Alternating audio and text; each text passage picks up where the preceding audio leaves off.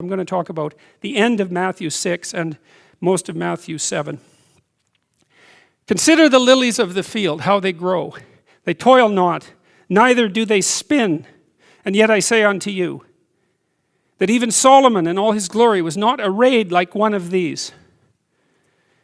Wherefore, if God so clothe the grass of the field, which today is, and tomorrow is cast into the oven, shall he not much more clothe you, O ye of little faith? Therefore take no thought, saying, what shall we eat, or what shall we drink, or wherewithal shall we be clothed? Well, those are famous lines, and that's sort of Christ the hippie, right? It's like, hey, let it all hang out. That's an old phrase.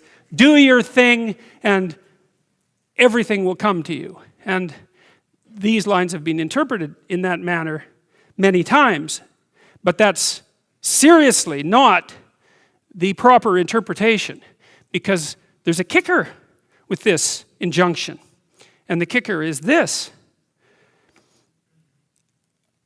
for your heavenly Father knows that you have need of all these things.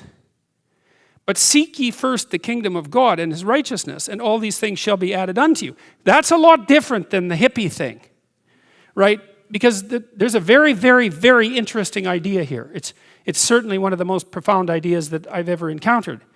And the idea is this, is that if you configure your life so that what you are genuinely doing is aiming at the highest possible good, then the things that you need to survive and to thrive on a day-to-day basis will deliver themselves to you.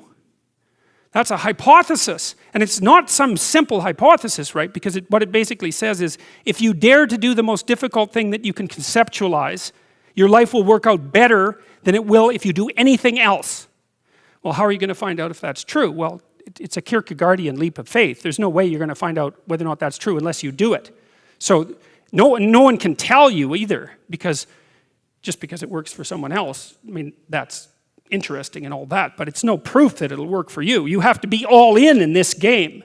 And so the idea is, seek ye first the kingdom of God and his righteousness. It's like, that's actually a fairly important caution when you're talking about not having to pay attention to what you're going to eat or what you're going to wear. It's like, what it's essentially saying is that those problems are trivial in comparison.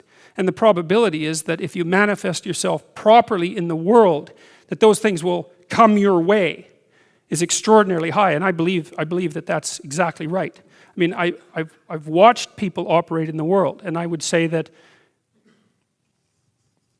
there is no more effective way of operating in the world than to conceptualize the highest good that you can and then strive to attain it.